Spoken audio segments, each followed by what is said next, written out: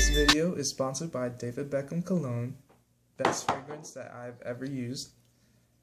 Polo Blue deodorant, which actually came with the Polo Blue cologne. It's definitely one of the better products that I've ever used too. It smells very good. Available exclusively at Macy's. Old Spice, which in my opinion would be the best affordable brand of body care products over the likes of Speed Stick and Axe. Very good product. It smells very great. Febreze, which is in my opinion the best brand of air freshener that is available. This scent is Jolly Pine, which is made specially for the Christmas season, and it smells very good. Oh man, it smells amazing. If you love the smell of pine cones and Christmas trees, pine trees, you'll definitely love this. It's available in certain select stores, but only for a limited time while the Christmas season is still on. It's also sponsored by Conair Hair Products. This is a brush and this is the comb. These products, I use these products to keep my hair well trimmed or well kept. They definitely work fantastically. They are amazing. Ray-Ban glasses, which I am wearing Ray-Ban right now, and this is a Ray-Ban glasses case. They are phenomenal products, highest quality, and I got these glasses at Costco warehouse, and you can get Ray-Ban glasses everywhere. The lens is not made by Ray-Ban, but the style, I just love the style and the frame, the way it looks. This video is also sponsored by these microfiber cloths from Kirkland Signature. You may wonder what Kirkland Signature is. It is a brand specifically available at Costco warehouses, so I would definitely recommend it. This can clean anything, absolutely anything. We have microfiber cloth. You may not see the logo, but this cloth is definitely better used for small screens and glasses. I use this for my glasses every day, and it works fantastically. This is available at Amazon, on Amazon.com. But if you see it in stores, then you can get it too. I would definitely recommend it for products for cleaning glasses mainly, and maybe your phone screen too. We have Clorox products, but in general bleach. Personally, I always clean my shoes, and if they're white, I use bleach. Bleach will remove any stain and make it white. I wouldn't recommend use on any other color except for white colors, but if you have white colored shoes or any certain aspect of your shoe that is white, or just anything else that needs to be cleaned, that used to be white but needs to be cleaned, this is definitely one of the best products that you can get for that. This video is also sponsored by Apple. This MacBook is fantastic. Probably the best laptop I've ever used. Got it on sale, which really happens with Apple, but around Christmas time, I think that's the best time to get an Apple computer. They are still fairly expensive, but they are amazing. I know PC is catching up, but until they finally catch up, this product is definitely number one. This video is also sponsored by Samsung Galaxy series, which is how I'm filming this video. They are amazing, probably the best Android phones you can get, and definitely I've used them for years now, probably 3 years now, and I have not had a single problem. They are excellent. This video is finally sponsored by the greatest sports apparel brand in the world, Nike.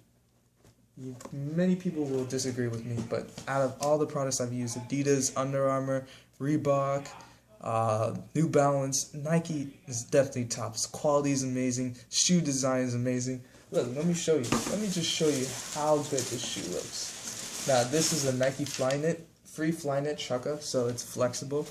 It's also got the material, yarn-like. Feels like a sock. It is the most comfortable shoe I've ever worn, period. Just period.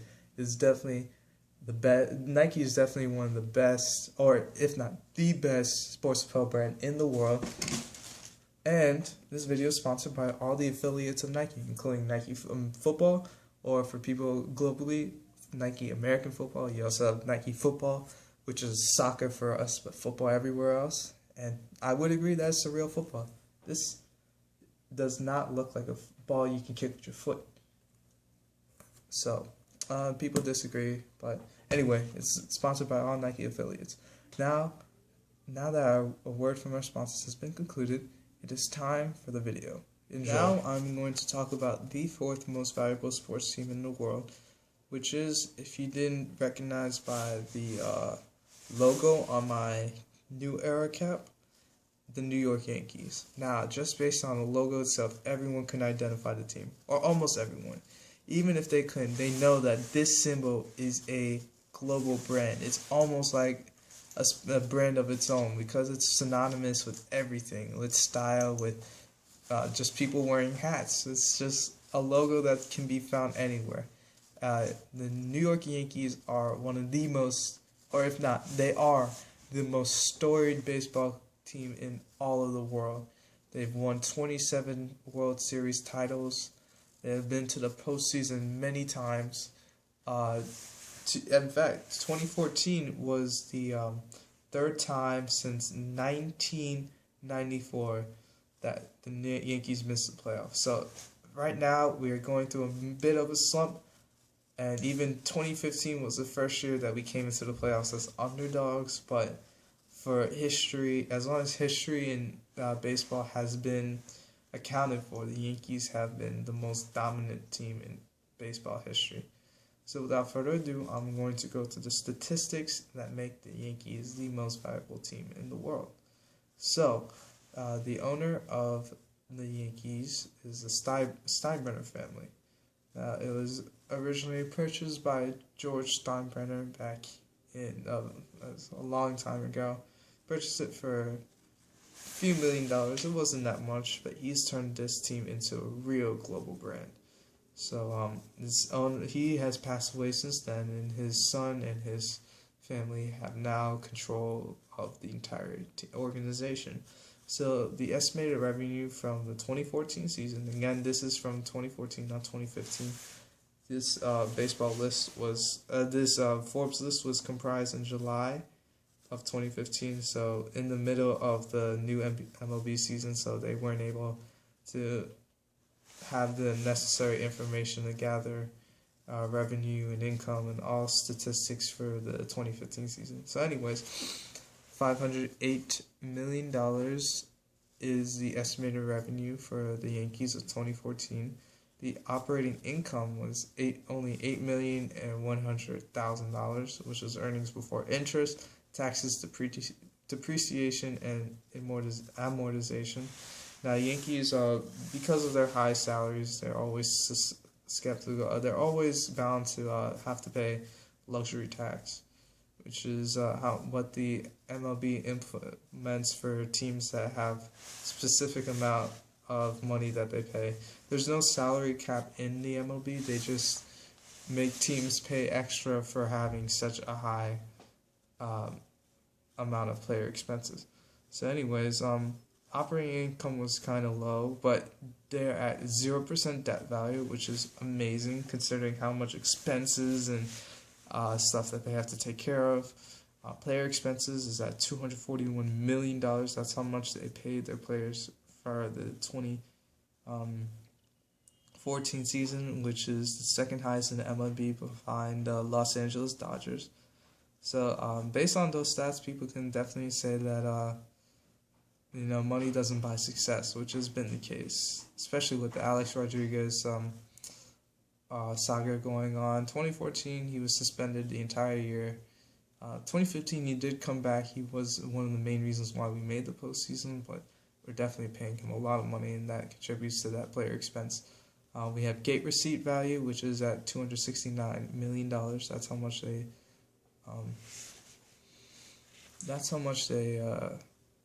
earn through a revenue. Oh, and I forgot to mention this. With player expenses, it includes benefits and bonuses. As I said with the Giants, the bonuses may include it may include clauses in their contract which indicate that they'll get an increase of pay if they reach certain statistics. For example, if they were to have this clause in the contract that says you get a bonus for hitting 30 home runs. If they hit 30 home runs, they earn that bonus. So it's just added on to the salary that they already get.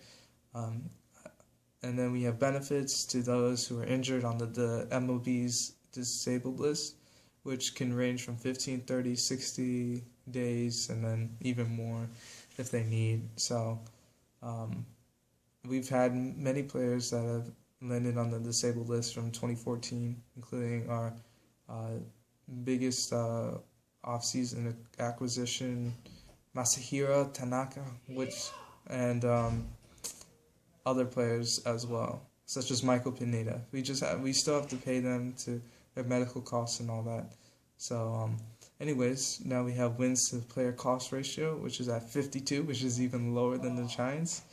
And I'll explain it again.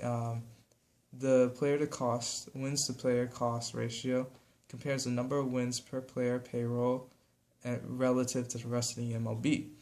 Playoff wins count twice as much as regular season wins, and based on 2014, this wouldn't matter because we didn't make the postseason. A score of 120 is 20% more victories than the per dollar of payroll versus the league average, and the Yankees fall way below that. So they paid a lot more than what they got. So that changed this year, but again, this is for 2014. Now, the average revenue per fan is at 53. This is based on local revenues. This is local revenues divided by metropolitan area and population, which, as I said, with the Giants and the Jets, is at 20 million. And with population, with metropolitan areas with 2 team markets, these values are multiplied by 2 or divided by 2. And the Yankees are one of the 2 baseball teams in the New York City area, the 5 boroughs: Queens, Brooklyn, the Bronx, Manhattan, and Staten Island. We also have the New York Mets, who play in Queens, my home borough. But because my dad was raised in the Bronx, well, actually, he came to India as a 19-year-old, and then he lived a few years in the Bronx. He became a Bronx Bomber fan. That's the nickname for the Yankees, and I just followed him. So again, the population of the metropolitan area is at 20 million. The stadium is Yankee Stadium, which was built in 2009.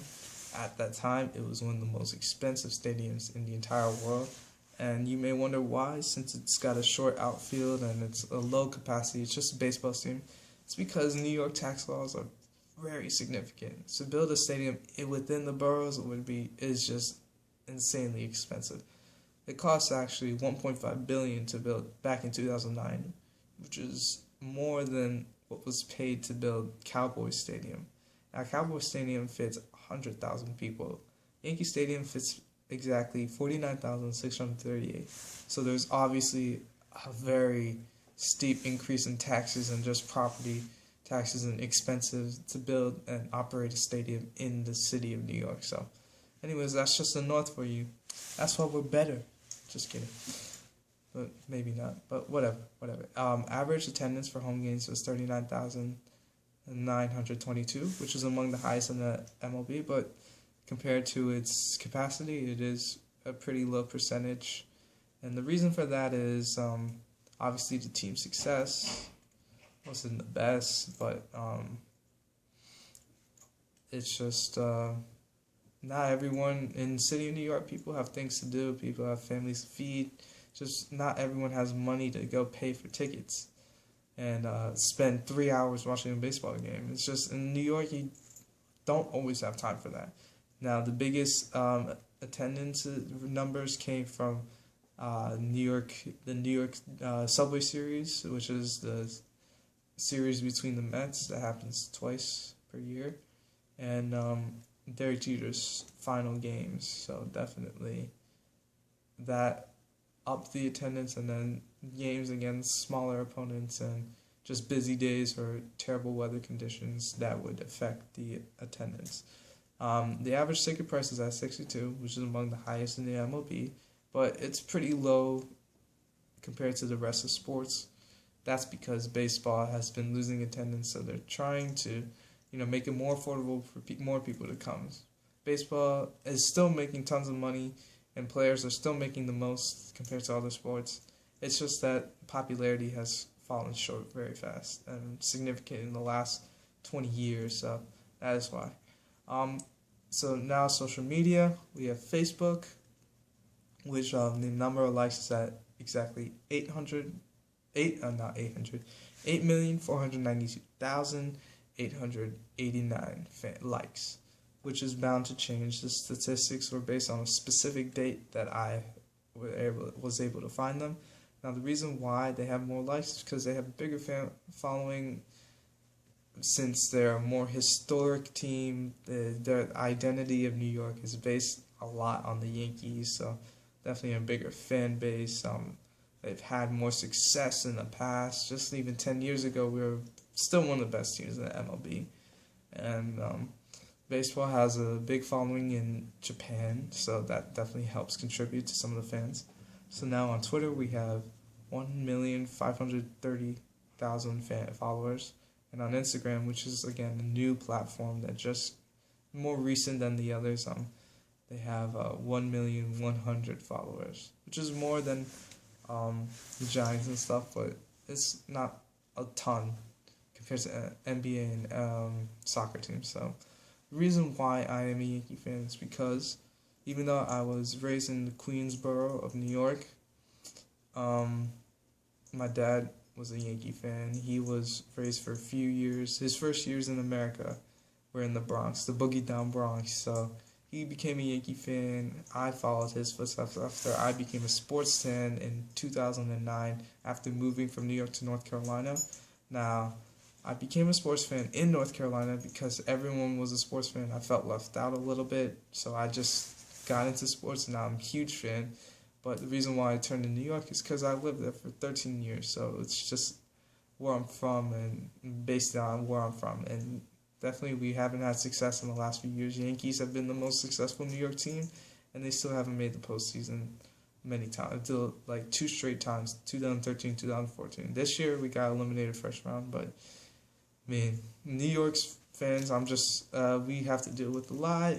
Our teams aren't the best, but you always got to stay faithful to where your roots are. Always be a Knicks fan, always be a Yankee fan, always be a Giants fan.